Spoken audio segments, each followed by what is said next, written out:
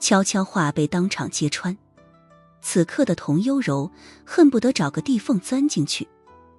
这位纵横娱乐圈的女强人，居然一时间不知道该说什么好了。她迎着小葛磊的目光，艰难地说道：也行，那不如一起吃顿饭。小葛磊一撅嘴：可是我还是更想看柔姐姐跳舞呀。苏无忌没好气地说道：你这丫头以前不是还不到下班时间就提前跑的吗？今天跟着凑什么热闹？小葛磊呵呵一笑：老板，今天我加班帮你泡了妞，怎么，你想把我用完了就扔？我哪里用你了？我是给你这位大小姐提供装逼的机会，你得好好谢谢我。苏无忌太了解小葛磊的性格了，他知道今天晚上铁定是看不成柔姐姐跳舞了，于是干脆对肖英磊说道：找个烧烤店让柔姐出钱，请小葛磊喝点啤酒，吃点烤串。小葛磊哼了哼，还是有点不甘心。那柔姐姐还跳舞吗？苏无忌没好气地揉了揉他的鸡窝头：柔姐的舞只能我一个人看。小葛磊拽了拽童优柔的胳膊：柔姐姐，你看，我没说错吧？什么一个人看跳舞都是借口，她就是想趁机把你给睡了。童优柔俏脸滚烫，只能装哑巴。小葛磊看了看他那通红的侧脸，补充了一句：当然，也有可能是你想睡了她。这一晚上，苏无忌咬牙切齿地带着小葛磊吃了顿烧烤，终究是没能看成柔姐姐跳舞。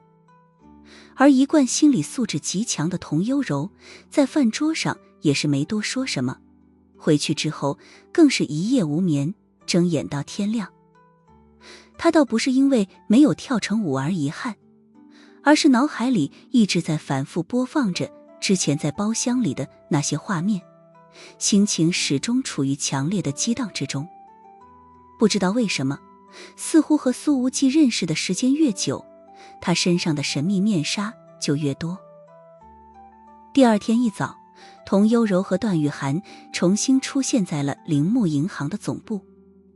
有2个总行的副行长在见到他们之后，明显忍不住的面露惊讶之色。怎么这么意外？以为我不会来了吗？童优柔微笑着问道。虽然一夜几乎没睡，但她的气色仍旧很好，女强人的干练气场更是十足。不，童总说笑了。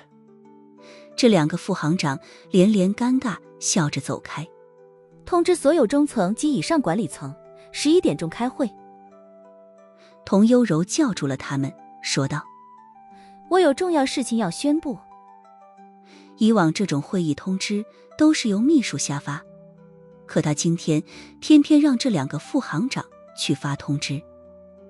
这2人不知童优柔是何用意，哪怕心中有些不爽，但也没当场推脱回去，还是选择照做了。会议通知发了下去，总行的中层管理们议论纷纷。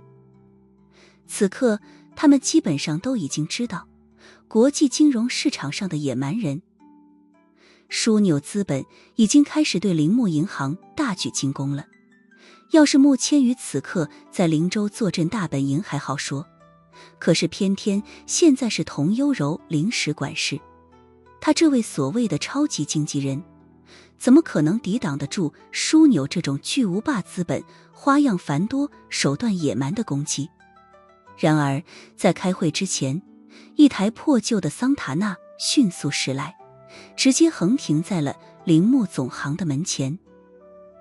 保安见状立刻迎上前去帮忙打开车门，态度极好。穆千羽亲口对保安队交代过，只要看到这台路上都很少见的破车，就必须以铃木银行的最高礼仪来接待。穿着一身粉色西装的苏无忌开门走了下来，小庞紧随其后。2人上楼便直接从后门进了会议室，坐在了最后面。此时会议室里正议论纷纷。众人所聊的大部分都是铃木银行遭遇枢纽资本强势进攻的事情。以大部分人的工作经验来看，此事想要降低损失，除了迅速投降，别无他法。童优柔进入了会议室，一眼便看到了身穿粉色西装的苏无忌，表情瞬间变得有些惊喜。而惊喜之后，眼眸深处便涌出了感动之意。他知道苏无忌就是来帮自己站台的。在穆千羽离开之后，童优柔走马上任，虽然只有短短的10来天时间，可的确承受了极大的压力和劫难，质疑声就从来没有消停过。可今天在那身粉色西装映入眼帘的时候，他便瞬间充满了强烈的信心。在童优柔进入了会议室之后，那些议论声居然没有停下来，反而有几人当着他的面刻意把声音放得更大了。其中就有几个高层管理者的亲信，明显是得到了提前的授意，要把舆论炒热一点。毕竟之前穆千羽在的时候，没有人敢当着这位铃木银行创始人的面提出半点异议，而童优柔突然主持工作，却让某些高层看到了把他挤走自己上位的希望。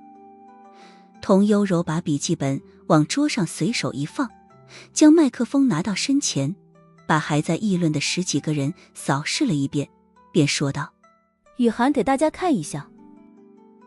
段雨涵立刻打开了投影， PPT 上显示了10几家企业的名字，这些名字全部都是名声响亮的当红企业。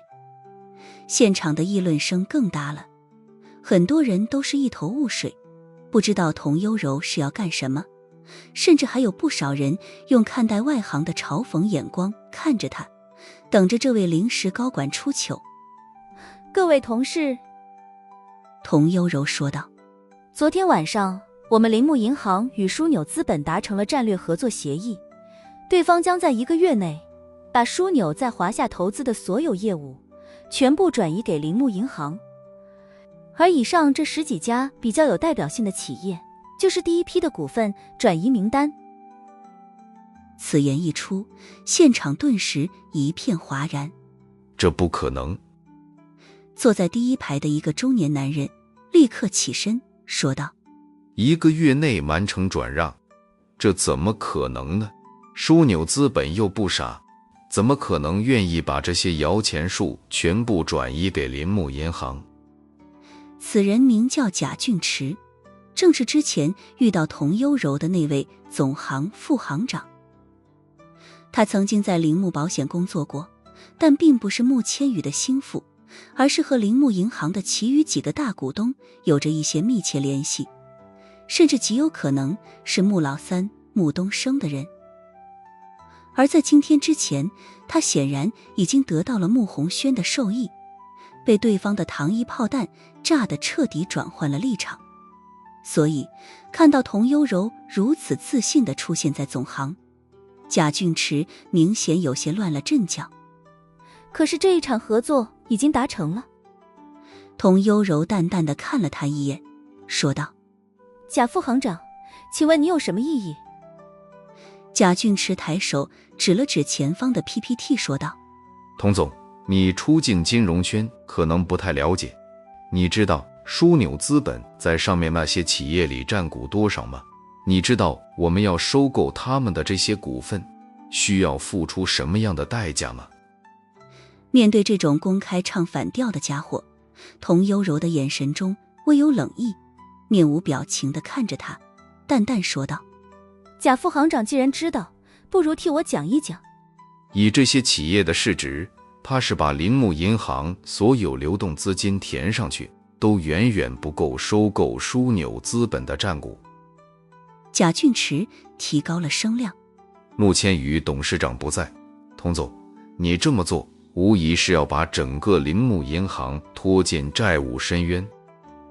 会议室里一片安静，虽然没有议论声，但贾俊池所说的话确实比较在理。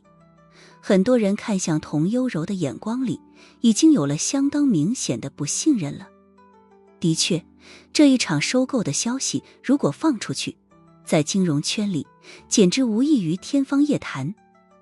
童优柔淡淡一笑，深渊如果等待铃木银行的不是深渊，而是更好的发展，贾副行长能为你今天的话负责吗？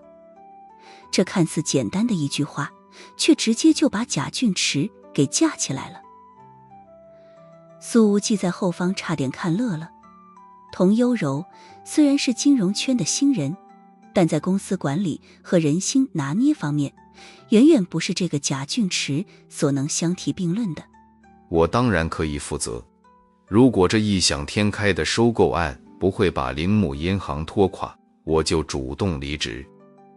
贾俊池冷笑着说道。童优柔面带微笑，好，那各位高层都为这事做个见证，到时候希望贾副行长不要赖在这儿不走。贾俊池的面色阴晴不定，他也说不上来原因。此刻童优柔那看似胜券在握的样子，让他的心里突然没了底。这家伙咬着牙坚持着说道，铃木银行才成立没多久，刚刚在首都开了分行，我实在想不明白，童总是拿什么来和枢纽资本这种巨无霸相抗衡的？童优柔随后示意了一下，段雨涵立刻放出了下一页的 PPT。 这一页里写的是铃木银行对枢纽资本所占股份的收购价，现场顿时一片哗然。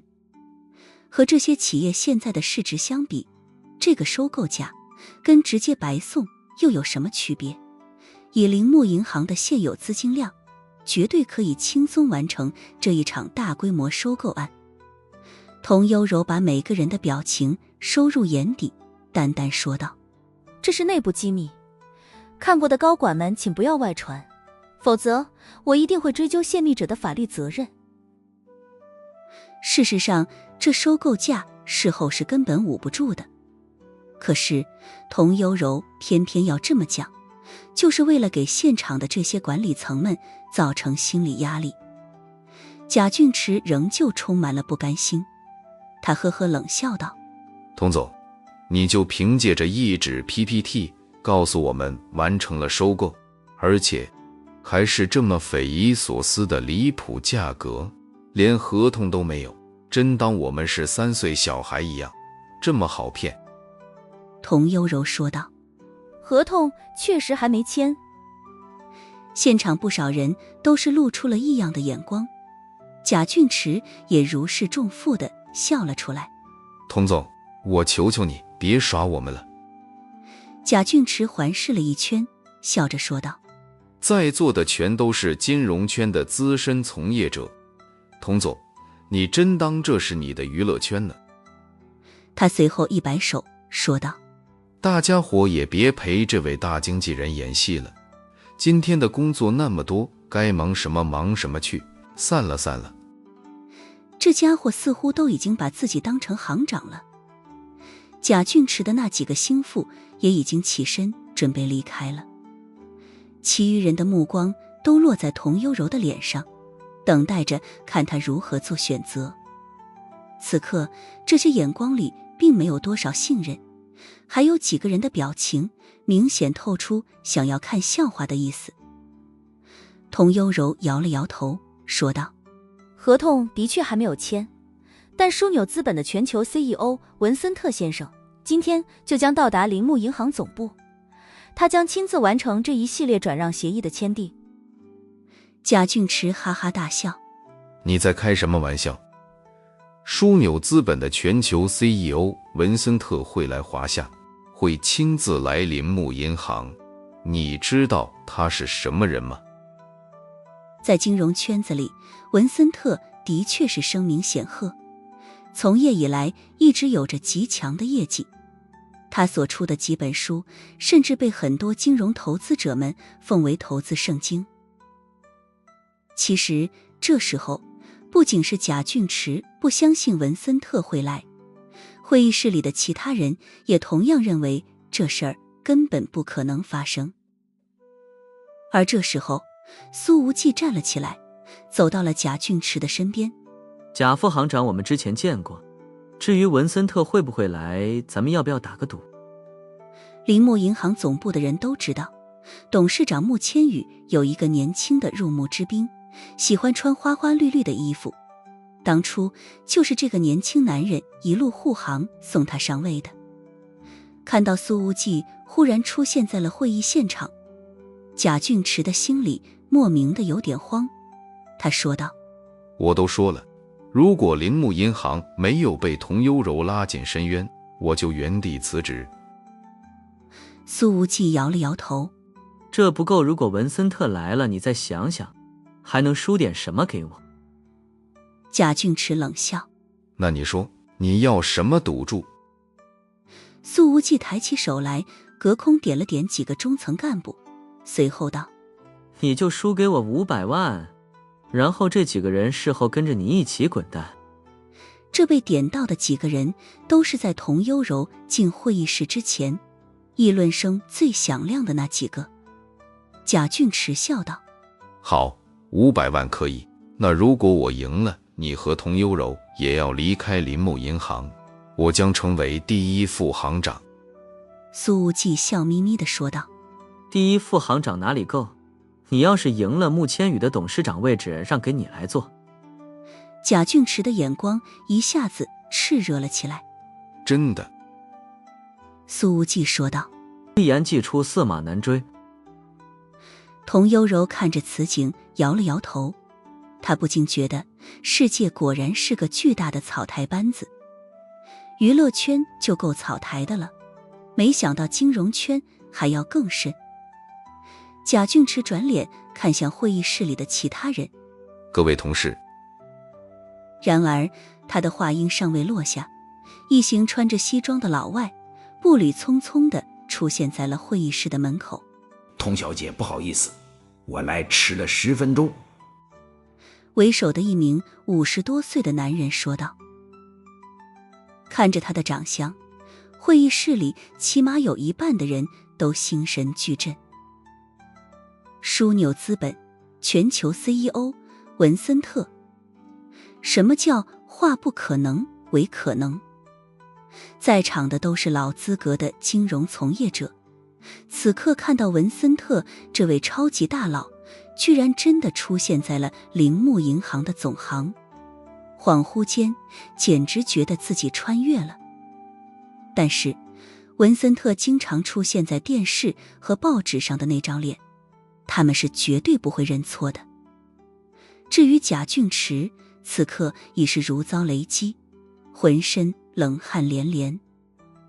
苏无忌对他眨眼一笑：500万临滚蛋之前可别忘了给啊。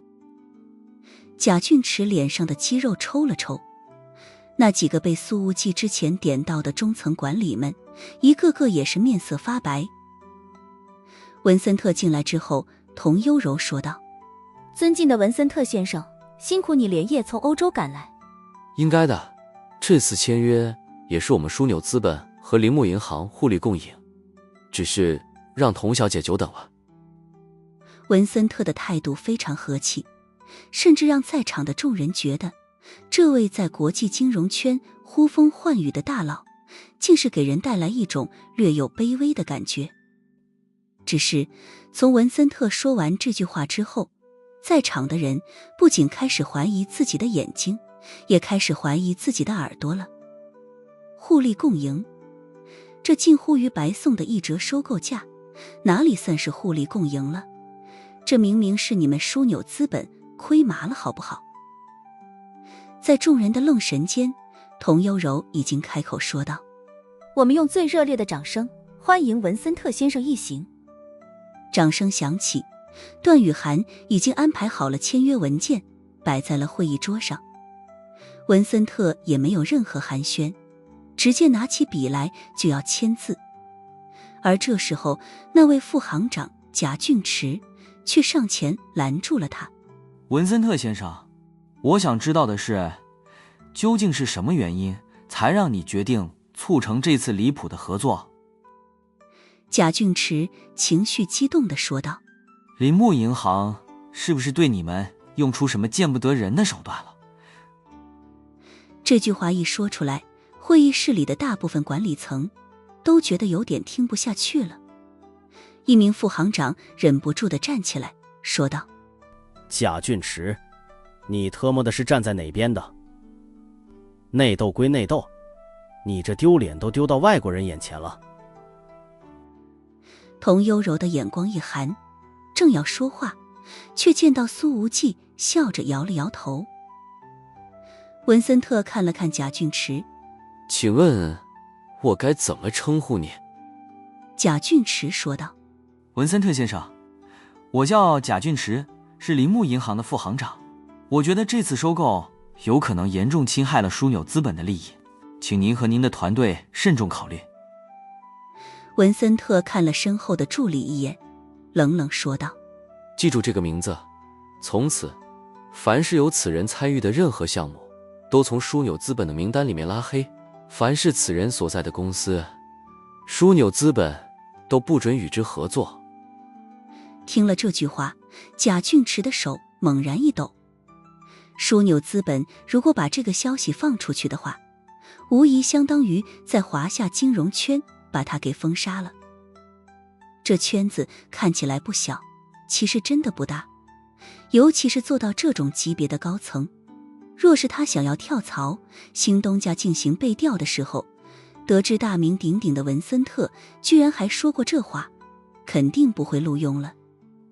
甚至国内的那些金融集团，要是知道贾俊池今天居然在合同签署的现场被刺铃木银行，都会自发将他拉黑。文森特说完了这一番话，随后看向了童优柔：童小姐，我擅自做主，帮你小小惩罚了一个内奸，就当是我对你的见面礼了，可以吗？童优柔面带微笑地说道：当然可以，我已经感受到了文森特先生的热情了。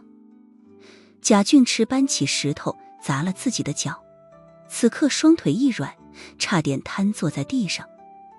他艰难地说道：文森特先生，我这都是为了你们好啊。文森特严厉地说道：和铃木银行合作，才是真正为了枢纽资本的未来着想，而你刚刚的行为，就是在害我。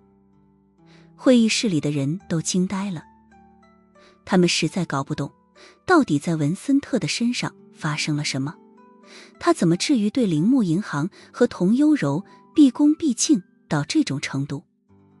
苏无忌对小庞勾了勾手：蓝小庞，把这货给我拎出去，什么时候把那500万交出来，什么时候再放了他。小庞走上前来，一把拎起了贾俊池的脖子，将他提了起来。你们松开我，你们这是犯罪行为，我要报警，我要找律师。贾俊池拼命挣扎，破口大骂，然而小庞直接一拳结结实实地砸在了他的脸上，这货当场被砸得鼻梁骨折，鲜血流了满脸。于是整个会议室都安静了。贾俊池的那几个心腹手下惶恐更是都已经写在了脸上。这还是铃木银行总行的管理者们第一次见识到苏无忌和小庞展现暴力手段。他们如果之前在铃木保险见过这场景的话，今天怕是要老实多了。苏无忌微笑着说道：文森特先生，我们终于见面了。文森特一见到苏无忌，愣了愣，似乎有点惊讶于对方的年轻。你是苏先生？文森特听出了对方的声音，随后立刻深深鞠了一躬。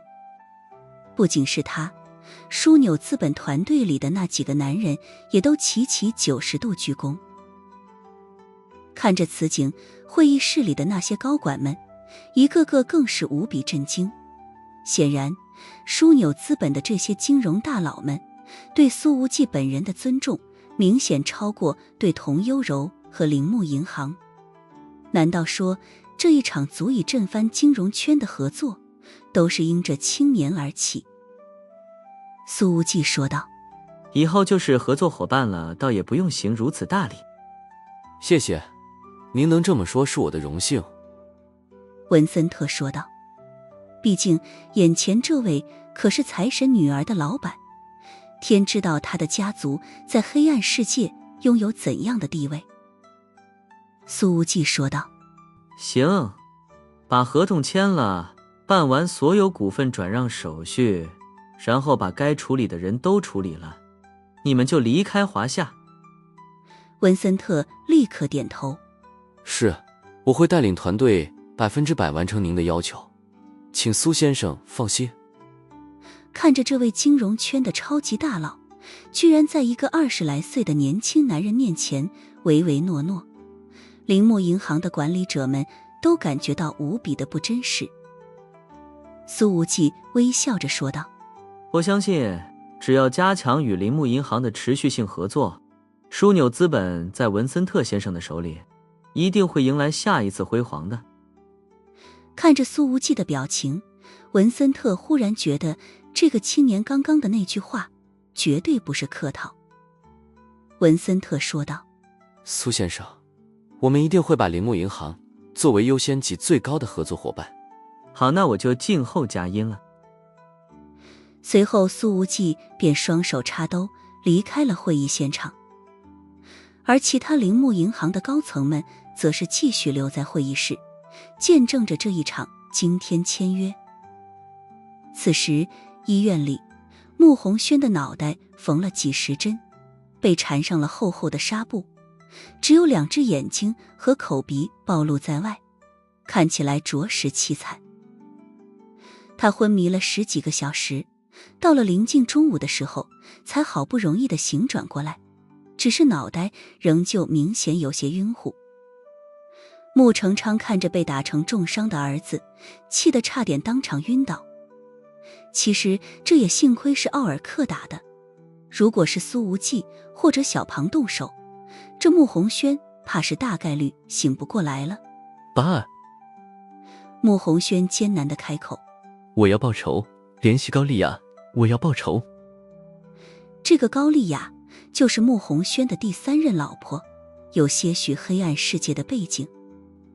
穆成昌咬牙发着狠说道。儿子都被打成了这个样子，我穆成昌的老脸都没了，此仇不报，以后还有什么脸在林州混？在昨夜，穆红轩被奥尔克暴砸一顿的视频已经被传进了穆家所有人的手机里。这无疑是贴脸输出，但更是一种警告。爸，我的脸都丢光了。穆红轩的眼神之中透着强烈的愤恨。你们看到的那视频是苏无忌录下来的，也就是他逼奥尔克动的手，他和那个鸡窝头就是罪魁祸首。苏无忌，又是苏无忌。穆成昌气得直哆嗦，一口假牙都快咬碎了。这时候，一个40多岁的中年男人快步跑了进来，他是跟随穆成昌多年的秘书，说道：老爷子不好了，据说枢纽资本的全球 CEO 文森特已经抵达了铃木银行，签署了股份转让协议，并且当众宣布将洪轩从枢纽资本开除，并且永久拉入黑名单。病床上的穆红轩听了这句话，差点当场吐血。枢纽资本这么一宣布，无疑相当于彻底剥夺了他在金融领域的从业资格。这特么的和社死有什么区别？穆红轩咬着牙：爸，我要让他们死，我要让他们死啊！穆成昌说道：我现在就给高丽雅打电话，当初你找这个老婆我还不同意，现在她也终于有了用武之地了。高丽雅，女性华人，目前是英国一家贸易公司的老板。穆红轩是在一次酒会上认识了这个女人，后来帮着对方的公司融资，几次接触下来，便被这高丽雅看上了。只是穆红轩也是后来才知道，高丽雅的公司做的并不是正经贸易，而是偷渡生意和人口买卖。据说这女人曾经在阿尔卑斯山中的黑暗之城待过10几年，不知道具体是给黑暗世界哪个势力服务过。现在即便表面上已经洗白了，可只要出门，身边经常跟着一堆打手，相当威风。然而穆成昌给儿媳妇的电话打通了，把事情从头到尾说了一遍。可是行事一贯嚣张的高丽雅，此刻声音却明显有些紧绷。我去不了华夏，今天早晨有一个女人限制了我的自由。高丽雅说道。老婆，你怎么了？穆宏轩明显感觉到了不对劲，因为他从来没听过高丽雅用这种谨慎紧张的语气说过话。穆成昌立刻喊道：高丽雅，你是穆家的儿媳妇，现在宏轩受了重伤，正是用得着你的时候了，不要用这种破理由来推三阻四。而这时候，一道声音从电话里面传了出来：二爷爷，高丽雅并没有骗你，她确实去不了华夏了。穆成昌的手一抖，手机差点握不住。穆千羽。穆成昌和穆宏轩都没想到，居然从电话里听到了穆千羽的声音。这个丫头之前消失了一段时间，音信全无，让穆家的某些长辈还以为已经到了反攻的时候，可以逐步把失去的地盘争抢回来了。而这个贾俊池就是穆成昌特意安排的，想要让他与穆宏轩里应外合，借机试一试铃木银行的防御底线。只是谁能想到，苏无忌身在华夏，一个电话就搞定了枢纽资本的文森特，而穆千羽在国外更是直接禁锢了高丽雅的自由，让穆家这一派系的报复想法瞬间破灭。穆千羽，你到底要怎么样？要直接把我给逼死，你才甘心吗？穆宏轩吼道。穆千羽的声音之中透着微嘲的笑意。穆宏轩，这么多年来我叫你一声堂叔，可你趁着我不在国内来抢侄女的生意，这不太好吧？穆宏轩继续吼道。我那是公平的商业竞争，而你现在的所作所为又算什么？你居然敢限制我老婆的人身自由！穆千羽。谁说我只限制她自由的？穆宏轩的心头突突一跳。你还干了什么？穆千羽说道。确切地说，我不仅要限制她的自由，还要让我这位婶婶的所有产业化为乌有。穆宏轩被气得直哆嗦。然而穆千羽却继续说道：对了，忘了告诉你了，苏格兰场的警察们已经在楼下等着了，我已经特地请泰晤士时报预留了版面，高丽雅这些年来的所作所为，明天就会在伦敦传得人尽皆知。你……穆宏轩气得浑身发抖，恨不得把穆千羽手撕了。这么一生气，血压上升，受了伤的脑袋又开始剧痛了。穆成昌的声音里也满是愤怒。穆千羽，你还有没有一点尊老爱幼的心思？我这一把老骨头，你就想眼睁睁地看着我被气死？穆千羽轻笑道：二爷爷，您既然也知道自己这么老了，不如直接退位让贤，不然的话，等您老糊涂之后，受的委屈比今天还会更大呢。穆成昌真的要被气炸了，他说道：穆千羽，你现在回国，我们好好谈一谈。不，我认为我和你们没有什么好谈的了。穆千羽的笑容似乎收了起来，淡淡的说道：从此刻起，我与你们就是陌生人了。不知道为什么，这句语气平淡的话，偏偏让穆成昌控制不住的打了个哆嗦。穆成昌深吸了一口气，道：穆千羽，本是同根生，相煎何太急。穆千羽叹了一声，也不知是不是被气笑了。二爷爷，哪次不是你们先动的手？不知道你说这句话的时候，有没有觉得自己的脸有点疼呢？穆成昌吼道：穆千羽，你这次已经把我的老脸打肿了，你到底还想做什么？徐自信都做完算了。穆千羽笑得更开心了。谢谢二爷爷，我觉得你的脸还不够肿呢。然而穆千羽的电话随之挂断，病房门直接被打开了。李清晨走了进来，在他的身后还跟着好几个身穿黑西装的男人，而穆成昌的那几个随身保镖则是早就已经被干翻在地，拖进了隔壁病房里，人事不省。李清晨，韩！穆成昌吼道：这里是穆家的事情，穆家养了你这么多年，你去当狗的，难道要反咬主人一口？他的话还没说完，脸上便重重挨了一耳光。啪！这一下直接把穆成昌这一把老骨头打得一屁股坐在了地上。果然如穆千羽所言，这一巴掌过后，穆成昌的脸明显肿了一些。李清晨慢条斯理地说道：穆成昌，千羽出国之前提前告诉过我，如果你再跳出来，我就直接动手，不用再顾及半点亲戚情面。穆千羽，他这么做一定会被穆家族谱除名的。穆成昌气得大骂。他忽然觉得这穆千羽的办事风格似乎向某个年轻男人越发靠近了，怎么越发简单粗暴？李清晨说道：那就不劳你操心了，千羽说过了，在灵州这块地上会有新的穆家，也会有新的族谱，而这个穆家是穆千羽的穆。他说完又是一扬手，啪！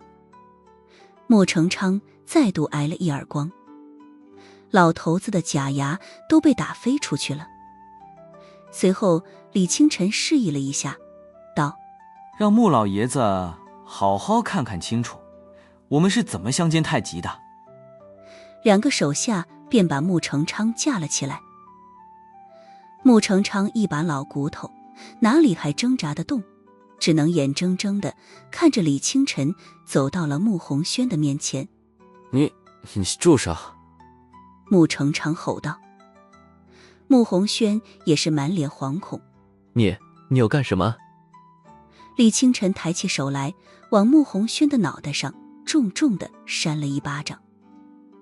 刚刚缝合的伤口直接被抽开了，鲜血瞬间渗透了纱布。穆红轩刚要惨叫，李清晨又是抓着他的脑袋，把他揪起来，往床头重重一撞。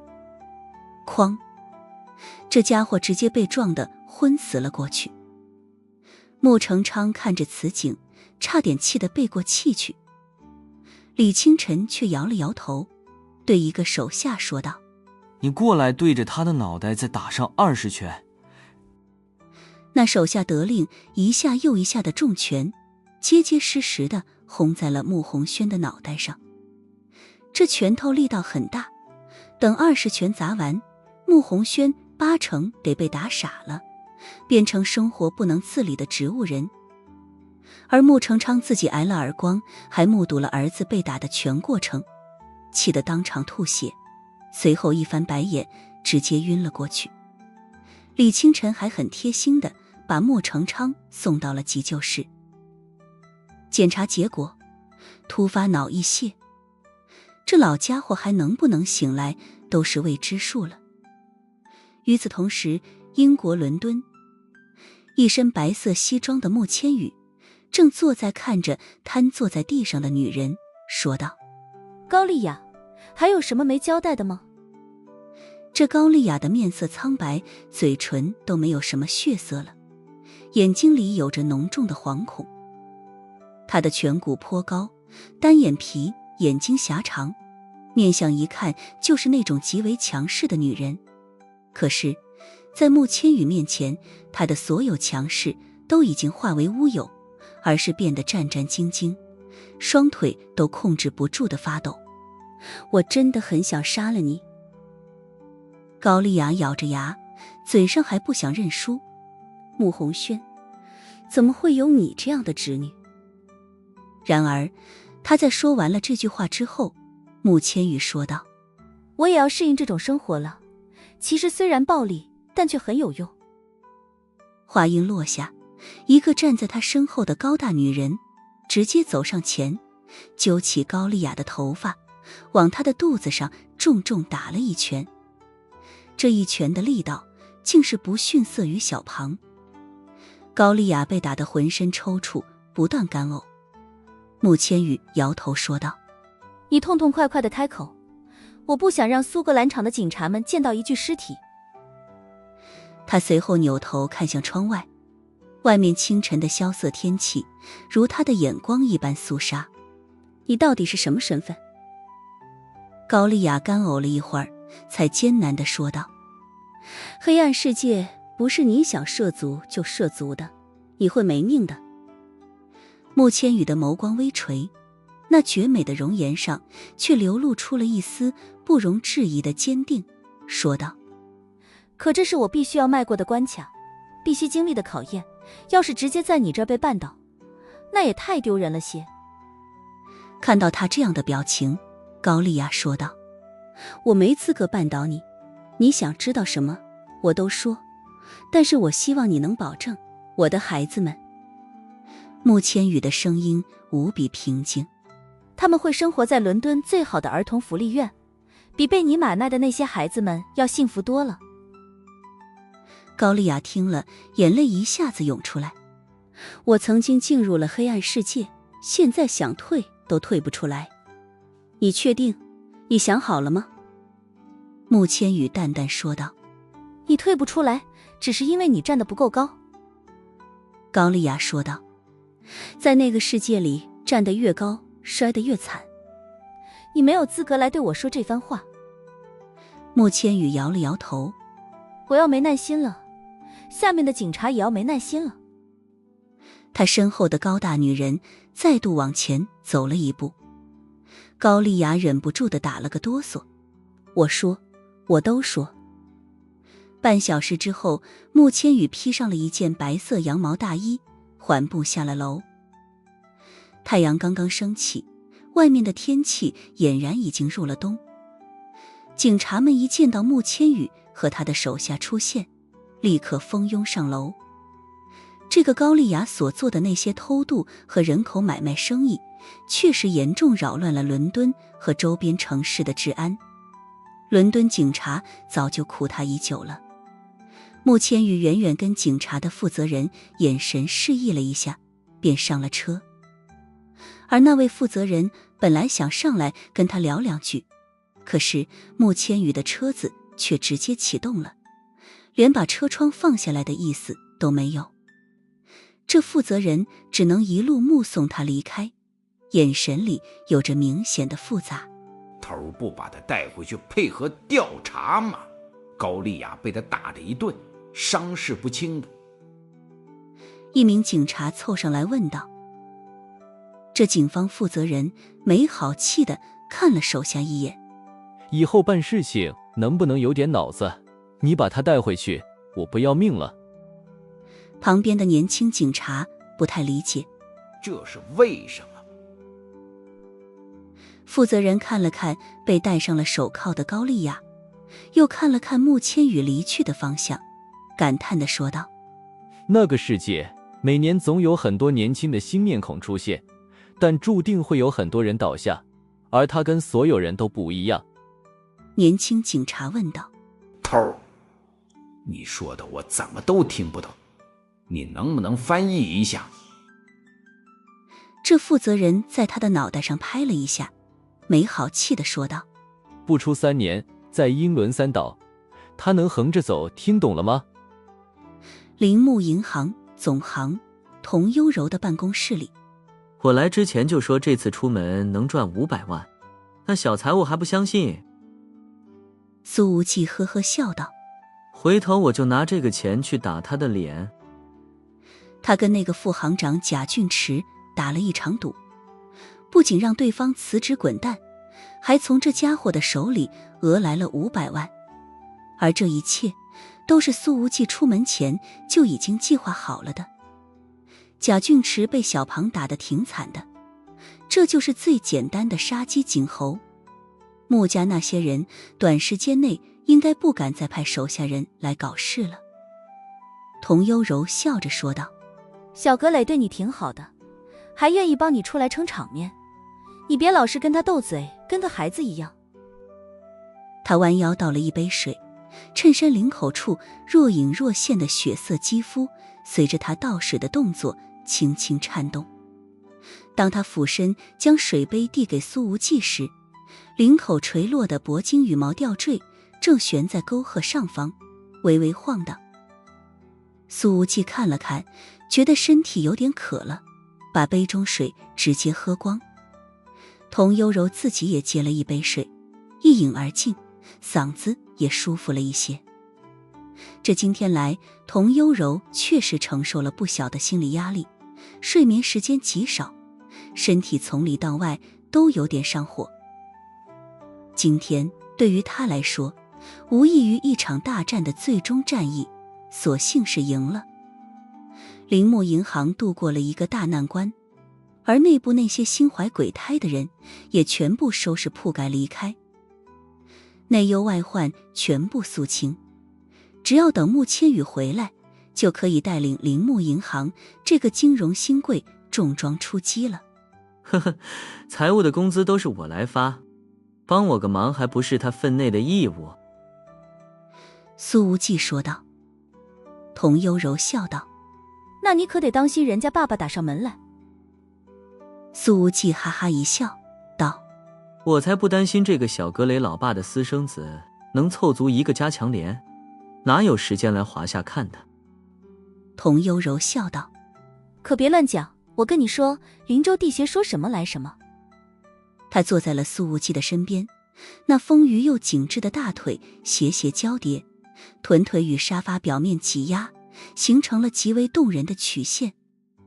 其实这办公室面积不小，还有许多能坐的地方，可童幽柔就是下意识地和这小男人坐在了同一张沙发上。童幽柔自己也说不上为什么，只要这家伙出现在自己的身边，自己就会感觉到难言的放松，似乎终于可以有个依靠一般。柔姐最近没去你的经纪公司看看吗？苏无忌问道。我那边的运作已经很成熟了，很多具体的事情不需要我亲自过问，每天隔2天开个视频会议就可以了。苏无忌笑道：那和我还不一样，我都是甩手掌柜，忙了一整天，也到晚饭的时间点了，咱们去吃点东西。童幽柔的眼里隐隐有着些许期待，说道：那我们海上清河，一起庆祝庆祝。苏无忌笑道：好啊，你来安排地方，咱们聚一聚。而此时，铃木银行与枢纽资本一连签订了上百个项目转让协议的消息，也早就已经传了出去。不止金融圈为之震撼，甚至都已经冲上了新闻热搜榜。甚至在下午的股市收盘之前，铃木保险这些和穆家相关的上市企业的股价都是逼近涨停，甚至连带着那些被枢纽资本转让股份的华夏企业也全是一路飘红。外界人根本搞不懂到底是什么样的神秘力量才促成了这一次的大规模收购。童幽柔挑了一家苏无忌平时绝对不会去的昂贵餐厅，要了个精致的小包间。这里的私密性很强，平时很多艺人和大网红都会过来。童幽柔说道，专门防止狗仔偷拍。他脱下了西装外套，挂在了包间的衣架上。此时的柔姐，修身紫色衬衫的下摆扎在腰间，浑身线条尽显，女人味极强。苏无忌打量了一下她的身材，说道：柔姐，你这样的美女怎么能一直不找男朋友？你不会是不喜欢男人吧？乱说什么呢？童幽柔打了苏无忌的胳膊一下，美眸中流转着微嗔的光芒，说道：平时工作太忙，哪有时间搞对象啊？你们娱乐圈的小鲜肉那么多，以你柔姐的地位，随便潜规则2个也是轻而易举的。苏无忌说道。童幽柔上下打量了苏无忌一眼，在屋顶射灯的映衬下，他脸上的微笑显得极为动人，保养极好的俏脸之上展现出了一股平日里绝对不会从他身上展现出来的风情。他半开玩笑地说道：姐姐现在就觉得你这个小鲜肉不错，要不把你潜规则一下。苏无忌再度扫了扫对方的身材，柔姐姐的身材也很符合我的口味，这身段一看就很柔软，你要是真敢潜了我还真敢配合。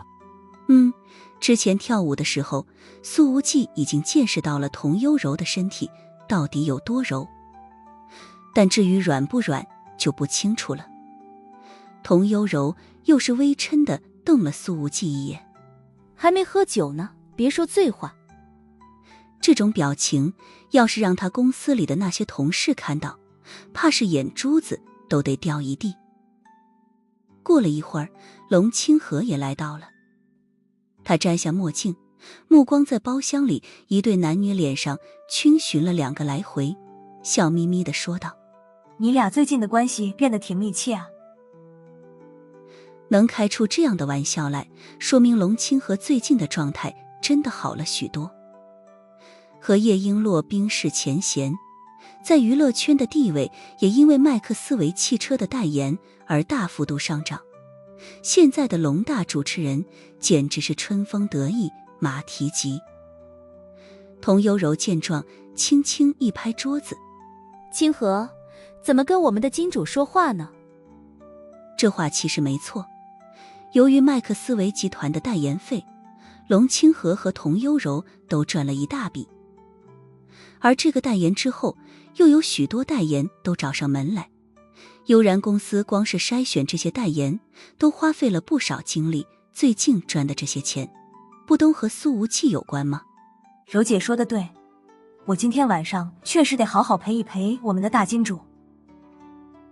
龙清河说着，也脱去了风衣，里面穿着的是一件长款的黑色连衣裙。虽然黑色显小，但翘翘节可是有着36D 的超级本钱，那完美又饱满的曲度被连衣裙收束，实在是美不胜收。而裙摆的后面则是翘翘姐赖以成名的地方。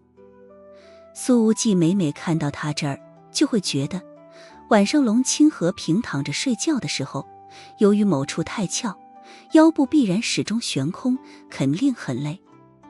童幽柔说道：清河可是我们公司的头牌了，今天晚上一定陪我们的金主多喝2杯。说着，他已经把红酒给2人倒满了。苏无忌呵呵一笑：你们都说我是金主了，怎么陪金主就只喝酒吗？童幽柔笑着对龙清河眨了一下眼，说道：清河，今天晚上陪金主过夜。龙清河看了看他，笑道：我推荐老板亲自上阵，毕竟老板从来没有过男朋友，这位金主弟弟的身体好得很，一看就很能折腾。女人之间的私房话尺度都大得很，可这能直接当着苏无忌的面说出来，显然龙清河已经自认为和苏无忌的关系无比亲近了。苏无忌说道：行啊，我今天晚上左拥右抱谁都别想跑。不过这话虽然是开玩笑的，可说完了之后，他的心头确实还是一阵火热。包厢里的这俩女人虽然风格各异，可个个都是极品，把谁放走了都不合适啊。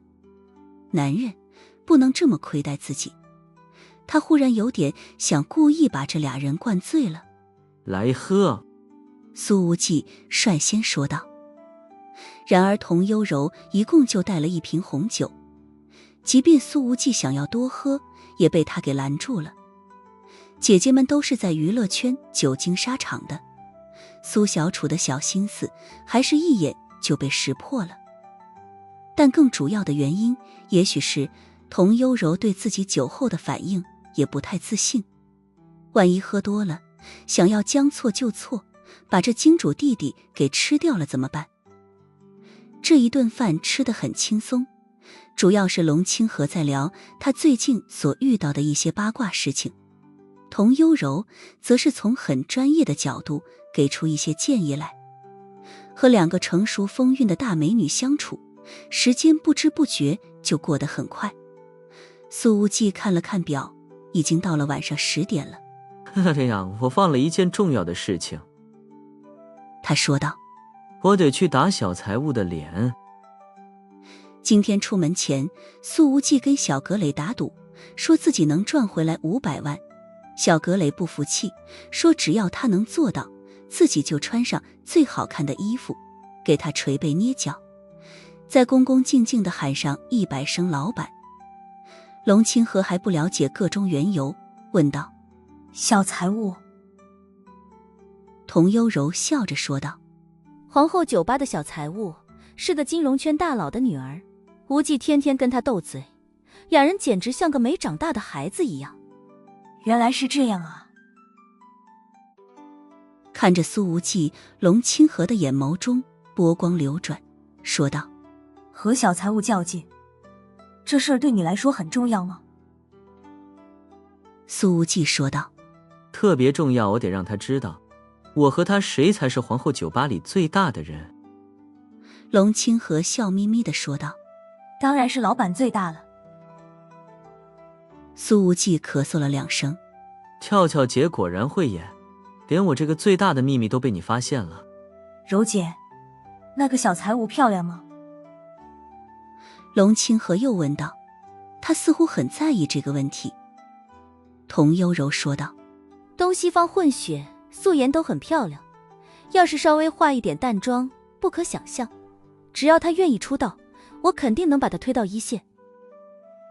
他在娱乐圈带了那么多的艺人，对于颜值自有发言权。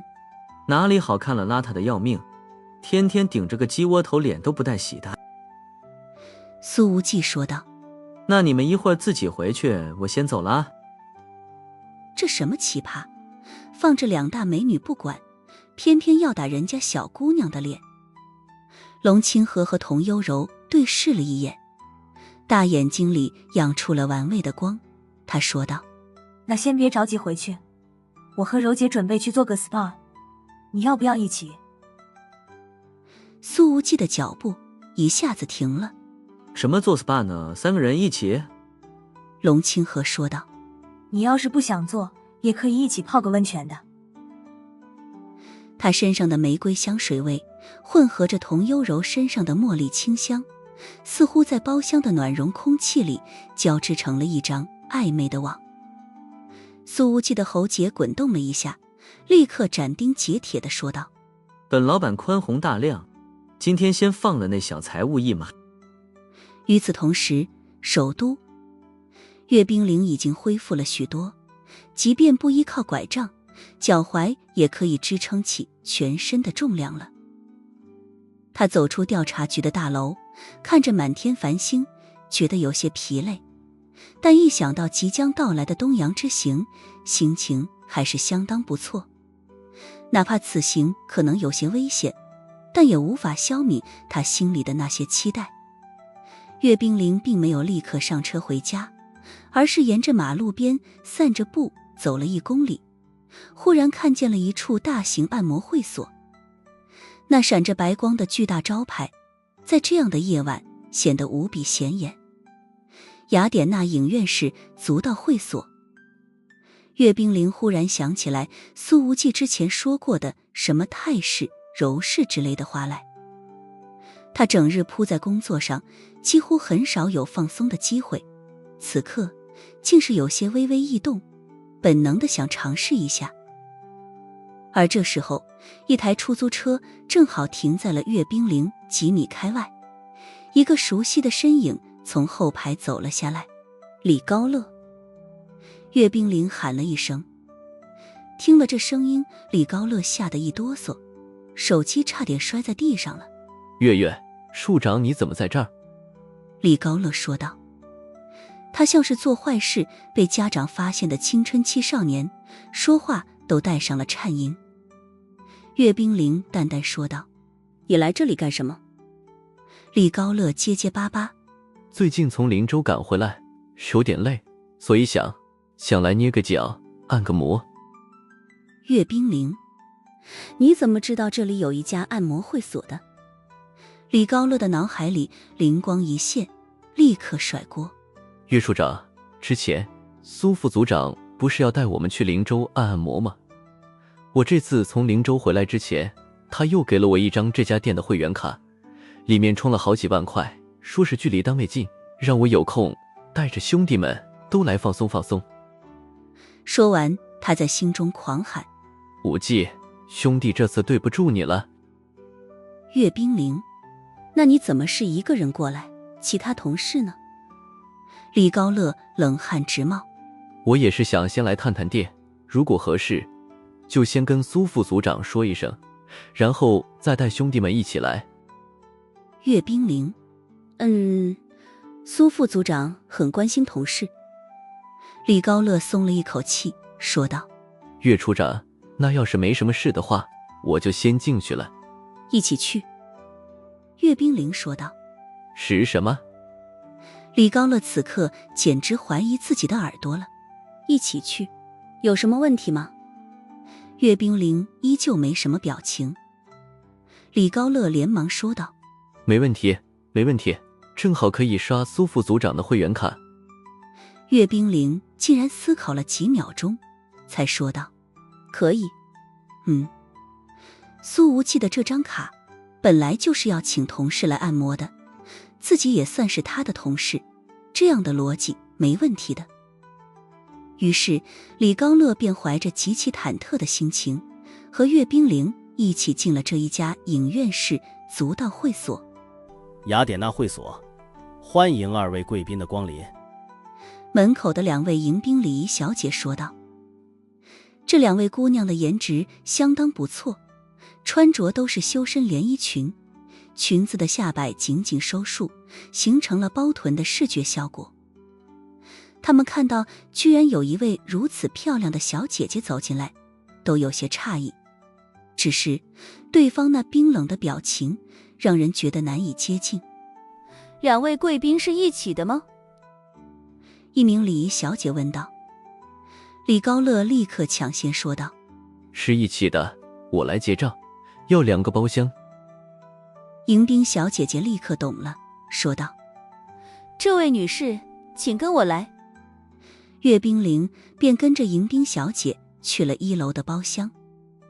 李高乐一直目送着岳冰凌进了门，才对迎宾小姐说道：我上3楼。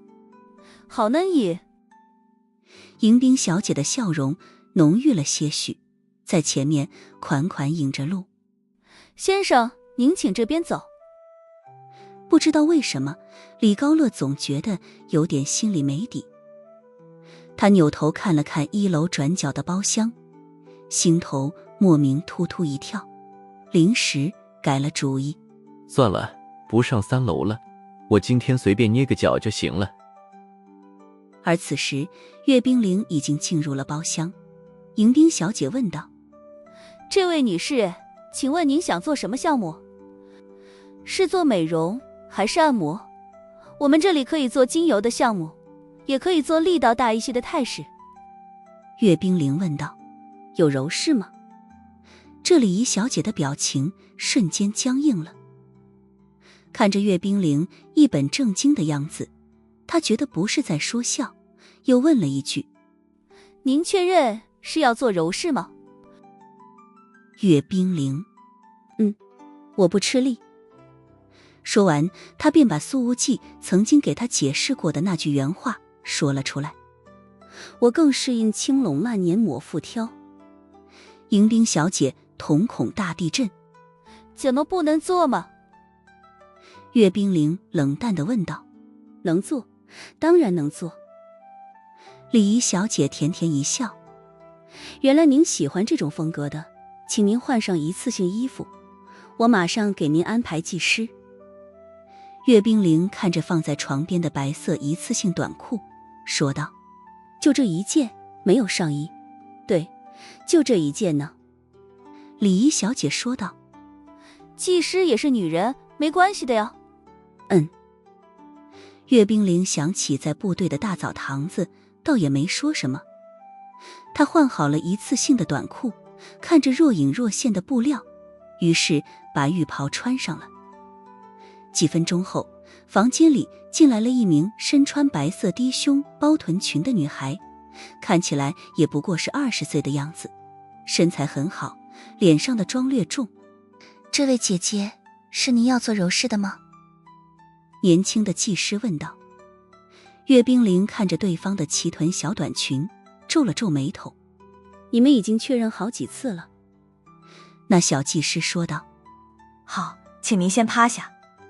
说着，他把包厢里的主灯关了，只留了一盏昏暗的台灯。岳冰凌脱了衣服，晃着趴在了床上。姐姐的身材真好。